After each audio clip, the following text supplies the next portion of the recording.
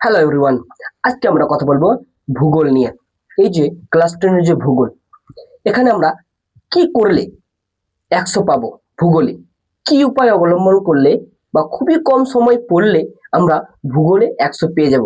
যেহেতু আমাদের বায়োলজি আছে, ফিজিক্স আছে বা জীবন বিজ্ঞান আছে, পদার্থবিদ্যা আছে, এগুলো যেহেতু আছে, তাহলে আমাদের ভূগোলে খুব কম সময়ের মধ্যে কেমন করে আমরা কি 100 পেয়ে যাব। আমি তোমাদের এখন কিছু কিছু টপিক বলে দিচ্ছি, ওগুলো থেকে কোশ্চেন থাকবে, যেখানে তুমি 70 থেকে 80% কমন পেয়ে যাচ্ছ। আর যে 20% কোশ্চেন থাকবে, ওখানে থাকবে 20% এর মধ্যে বেঁচে থাকবে কি এমসিকিউ থাকবে, এসিকিউ থাকবে। ঠিক আছে কিনা? তাহলে আমাদের 100% কমনটা বাড়িয়ে যাবে। কেমন করে? আমরা প্রথমেই দেখব যে 10 মার্কের যদি আসি, প্রথমেই যদি 10 মার্ক আসি, তাহলে 10 মার্কের কি আছে? 10 মার্কের কি আছে? 10 মার্কের আছে আমাদের ম্যাপ পয়েন্টিং। এটা কিন্তু খুব ইন্টারেস্টিং। 10 মার্কের ম্যাপ পয়েন্টিং, তো এটা হচ্ছে আমাদের কমন। এতে 10 মার্কের ম্যাপ পয়েন্টিং আমরা পেয়ে যাচ্ছি। ঠিক আছে কিনা?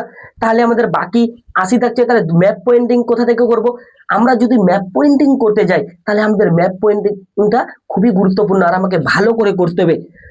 এই তো আমাদের 100% কমন আমাদেরকে নিতে হবে। তাহলে কি নিব? প্রথমেই যদি আমি দেখি 10 মার্কের, 10 মার্ক যে আমি লিখেছি, এই 10 মার্কটা কিসে লিখেছি?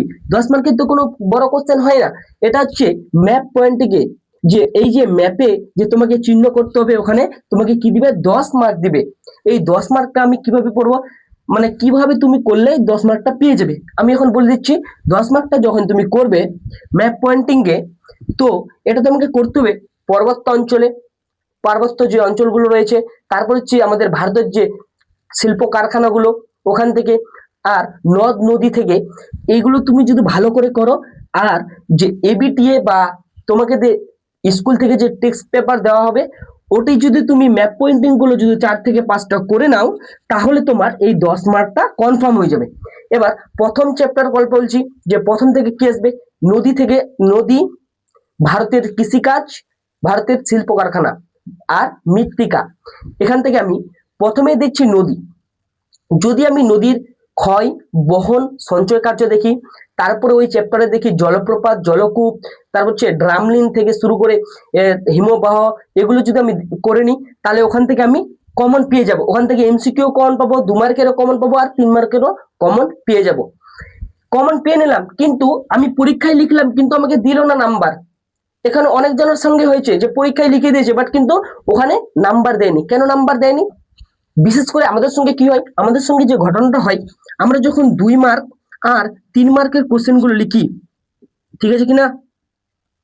এই যে 2 মার্ক আর 3 মার্কের কোশ্চেন গুলো আমরা যখন লিখতে যাই, তখন আমরা একটা ভুল কি করি, আমরা ছবি দিই না বা চিত্র লিখি না। তুমি 2 মার্ক থেকে শুরু করবে, যেটা আমার, যে তুমি, আমি যেটা বলছি, আমার যেটা মতানুবাদ, যে তুমি পাবেই নাম্বার। এবার তুমি ধরো 2 মার্কের লিখছো, বাট তোমার চিত্র মনে নেই, তখন তুমি দাওনি বা দিবে না, তখন ভুলভাল চিত্র তো দিলে স্যার ডায়াগ্রাম দেখে তোমাকে ভুল দিয়ে দিবে। ওটার জন্য তুমি 2 মার্কে না দিলেও চলবে, বাট দিলে তোমার নাম্বার কাটা যাবে না।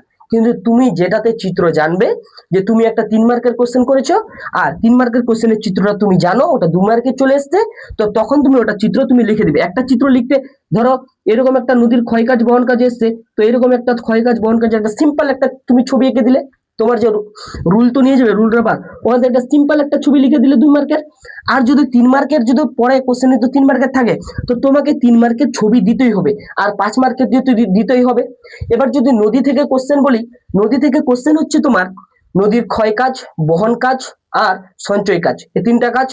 তারপরে তোমার হচ্ছে বায়ু, বায়ুর ক্ষয় কাজ, বহন কাজ, আর সঞ্চয় কাজ, এগুলো বড় কোশ্চেনের জন্য। তারপর হচ্ছে ভারতের কৃষিকাজ, ভারতের ধান, গম, ধান, গম, জব, ভুট্টা, এই যে কৃষিকাজগুলো রয়েছে, এগুলো তুমি মানে কি এগুলো তো পড়তেই হবে। তারপর হচ্ছে চা, কফি, এগুলো তো আছেই। চা, কফি, ধান, এগুলো থেকে এমসিকিউ আসে, এসিকিউ আসে, বড় কোশ্চেনে দেয় 2 মার্কের, 3 মার্কের।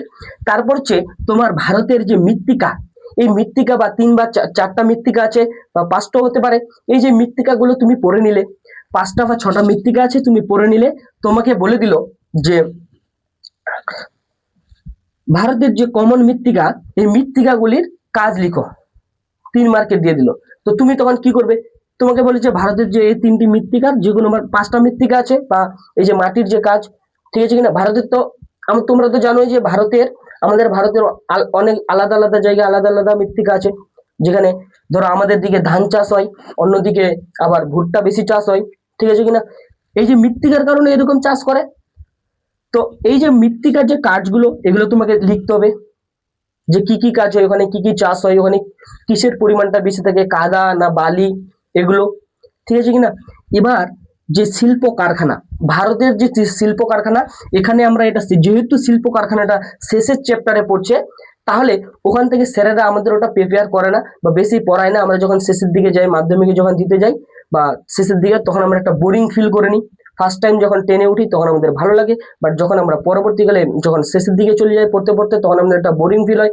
আর শিল্প কারখানাটা তুমি যখন মুখস্থ করবে তখন একটু বোরিং টাইপের লাগবে। বাট একটা কি কমন, ওখান থেকে শিল্প কারখানা থেকে কোশ্চেন তো থাকবেই, এটা 100% গ্যারেন্টি, বা এটা আমি গ্যারেন্টি সহ বলতে পারছি যে শিল্প কারখানা থেকে ওখান থেকে একটা কোশ্চেন দেয়, প্রত্যেকবারই দেয়, এবার ওবার না, প্রত্যেকবারই দেয়। এবার তোমাকে যে বললাম নদীর কাজগুলো, এই যে নদীর কাজ, ওখান থেকে ধরো তোমাকে বললো একটা এমসিকিউ যে সব সব থেকে ছোট নদীর নাম কি। সব থেকে ছোট নদীর নাম হচ্ছে ডি নদী। ডি নদী উপত্যকা, শুধুমাত্র 20 না 30 কিলোমিটার মনে হয়, এতটুকু 30 কিমি বা 30 কিমি হবে ডি নদী উপত্যকা। এটা হচ্ছে সব থেকে ছোট নদী। এবার যে সব থেকে বড় নদী, তারপর হচ্ছে সব থেকে বড় জলপ্রপাত, প্রপাত কূপ, এগুলো হচ্ছে এমসিকিউর ক্ষেত্রে বা এসিকিউর ক্ষেত্রে, ঠিক আছে কিনা। বা জলপ্রপাত কাকে বলে, প্রপাত কূপ কি, এগুলো হচ্ছে 2 মার্কের বা 3 মার্কের ক্ষেত্রে খুবই গুরুত্বপূর্ণ। আর যে ড্রামলিন আছে, ওটা হচ্ছে 3 মার্কের ক্ষেত্রে বা 2 মার্কের ক্ষেত্রে তুমি লিখতে পারো। বায়ুর কাজ, বায়ুর ক্ষয় কাজ, বায়ু বহন কাজ, ভারতের কৃষি কাজ, ঠিক আছে কিনা। তারপর যে পর্বত্য অঞ্চলের যে কৃষি কাজগুলো রয়েছে ওগুলো। তো এই যে কোশ্চেন গুলো আমি বললাম, যে প্রথমেই আমরা 10 মার্কের থেকে শুরু করছি, তারপরে 5 মার্কের গুলো যে বললাম, ঠিক আছে কিনা। 5 মার্কের বললাম, 10 মার্কের আমরা প্রথমেই যখন আমরা করব, তখন আমরা 10 মার্কের দিয়ে শুরু করব। মাধ্যমিক পরীক্ষায় যখন যাব, এই যে ম্যাপ পয়েন্টিং এর যে কাজটা, ওটা আমরা মিডিলে করব, শেষের দিকে করব না, মিডিলের দিকে করব। কেন? এই ম্যাপ পয়েন্টিং আমার 10 মার্ক, এটা যদি ছুটে যায় তাহলে আমার 10টা মার্ক একবারে ছুটে যাবে, আর খুবই সহজ, ঠিক আছে কিনা। এই ধরে একটা এমনি তোমাকে একটা ম্যাপের দিবে, ওখান থেকে তুমি ধরে এটা ভারতের ম্যাপ কিনা, তো চেন্নাইয়ের একটা ধরো চেন্নাইয়ের বা চেন্নাইয়ের একটা কারখানার নাম দিয়েছে, ওখানে তুমি এরকম দিয়ে দিলে, কারখানার নামটা লিখে দিলে। এখানে একটা দিয়েছে পশ্চিমবঙ্গে, এখানে একটা এরকম লিখে দিলে। তারপরে এই নদীর সমুদ্রের ধারে কোনো ইসের নাম দিয়েছে, যে বন্দরের নাম দিয়েছে, ওখানে তুমি এরকম লিখে দিলে। তবে এইরকম তোমাকে 10টা এরকম করে না, শুধুমাত্র নাম লিখতে হবে আর কিছু না। তো এরকম যদি আমরা 10টা বা 12টা যদি টেস্ট পেপারের বা এবিটি এর যদি আমরা কমপ্লিট করি নিই, তাহলে আমরা ম্যাপ পয়েন্টিং এ 10 মার্ক পাবোই, ঠিক আছে কিনা। আর 5 মার্কের যে কোশ্চেন গুলো বললাম, 5 মার্কের তুমি দেখবে যে ঘুরে ফিরে ওগুলোই কোশ্চেন, এর বাইরে তো আর ওখানে মানে এর বাইরে বড় কোনো আর কোশ্চেন তৈরি করা যায় না। তারপর হচ্ছে 2 মার্কের কি দেয়, 2 মার্কের ছোট ছোট কোশ্চেন গুলো বললাম, যে ক্ষয় কাজ কাকে বলে, তারপর হচ্ছে জলপ্রপাত কি। আর 3 মার্কের কি দেয়, এই 3 মার্কের কোশ্চেন গুলো দেয় তোমার, ধরো যেগুলো 5 মার্কে আসার ছিল ওগুলো আসেনি, ওগুলো কি হয় 3 মার্কে দিয়ে দেয়, ঠিক আছে। তারপর হচ্ছে জোয়ার ভাটা, তারপর হচ্ছে সমুদ্রের যে পাশে অঞ্চলে যে কৃষিকাজ, এগুলো, তারপর হচ্ছে জোয়ার ভাটা, এগুলো মুখস্থ করতে হবে, এগুলো হচ্ছে কমন কোশ্চেন। এগুলো কোশ্চেন যদি আমি করে নিই, তাহলে আমরা খুবই কম হলে 80 থেকে 90 পাবোই। তুমি যদি এগুলো শুধুমাত্র এগুলোই করো না, এক্সট্রা যদি কোনো কিছু না পড়ো। এবার মেন কোথায় কোশ্চেন আসে, এমসিকিউতে, ঠিক আছে। 20-22টা বা 25টা এমসিকিউ থাকে, 20-22টা হয়তো, বা 18টা এমসিকিউ থাকলো। এই যে এমসিকিউটা ভূগোলে এক্সট্রা আলাদা কোনো কোথা থেকে আসে না, তোমাদের বইয়ে তুমি কমন পেয়ে যাবে, যদি পড়ো তাহলে বই থেকে পেয়ে যাবে। এবার ধরো 5টা এমসিকিউ কি হয়, আলাদা কোথা থেকে দিয়ে দিল, বা একটু বাইরে থেকে দিয়ে দিল, বা ডিপলি কোথা থেকে দিয়ে দিল। এই 5টা এমসিকিউ এগুলো করতে গেলে তোমাকে এই যে নোটবুক গুলো আছে, ভূগোলের যে নোটবুক, ওগুলো নোটবুকের তোমাকে কি করতে হবে, সাল ওয়াইজ বা চ্যাপ্টার ওয়াইজ যে এমসিকিউ গুলো তুমি যদি কমপ্লিট করে যাও একদিক থেকে, তাহলে তুমি এমসিকিউটি সবটি কমপ্লিট হয়ে যাবে, ঠিক আছে কিনা। তোমার তাহলে এমসিকিউ কমপ্লিট হয়ে গেল। 2 মার্ক, 3 মার্ক, 5 মার্ক আমি বলে দিলাম। 10 মার্কের তোমাকে একদম সহজভাবে বলে দিলাম যে কি করবে। আর তুমি যদি এত ঝামেলা বাদ দাও যে বইয়ে এত কি খুঁজতে যাব, তারপরে হচ্ছে এত কি ফলো করতে যাব, তা এত ফলো করার দরকার নেই। আমি যেগুলো বললাম তুমি যদি খুবই মানে আর কি শর্টকাটে খুঁজো, তাহলে এবিটিএ বা টেস্ট পেপার তুমি যে বা কোশ্চেন ব্যাংক তুমি যদি নাও, তাহলে যে পুরনো যে 5 বছর বা 10 বছর যে কোশ্চেন গুলো, ওগুলো তুমি দেখবে যে সব থেকে কোনগুলো কোশ্চেন আছে। তুমি দেখবে যে আমি যে কোশ্চেন গুলো বললাম, ঠিক আছে কিনা, ওই কোশ্চেন গুলো সেম আছে, এর বাইরে কোনো কোশ্চেন নেই। ঠিক আছে কিনা, বা এর এর বাইরে কোশ্চেন কোথা থেকে থাকবে, কারণ এর বাইরে তো কোনো সিলেবাসই নেই। তো এর বাইরে কোশ্চেন থাকে না সাধারণত।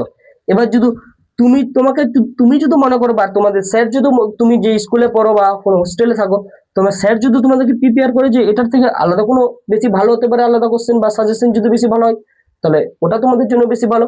আমি মনে করি যে এইগুলো কোশ্চেন তুমি যদি ফলো করো, তাহলে তুমি খুবই তাড়াতাড়ি মানে ভূগোলটা শেষ করে দিতে পারবে। আর এরকম যদি পড়ো, তাহলে তোমাকে খুব বেশি হলে 7 থেকে বা 15 দিনের মধ্যে এটা কমপ্লিট হয়ে যাবে। আজকের ক্লাস এ পর্যন্ত, দেখা হবে আরেকটা নেক্সট ক্লাসে।